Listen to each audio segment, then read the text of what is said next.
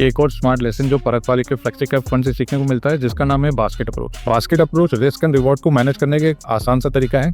कई बार ऐसी सिचुएशन होती है कि हमें मालूम पड़ जाता है, हमें समझ में आ जाता है कि एक इंडस्ट्री एक अच्छा परफॉर्म करने वाली है, इंडस्ट्री में स्कोप ऑफ ग्रोथ तो है, बट एट टाइम्स हमें ये समझ में नहीं आता कि उस इंडस्ट्री के अंदर कौन से प्लेयर्स ऐसे होंगे, कौन सी कंपनीज ऐसी होंगी जो इंडस्ट्री लीडर्स आगे जाकर के बनेंगे। सो जो भी इंडस्ट्री में स्कोप ऑफ ग्रोथ आपको समझ में आता है कि आगे अच्छा रहेगा, उस इंडस्ट्री के अंदर 3 से 4 प्लेयर्स के अंदर इन्वेस्ट करना होता है।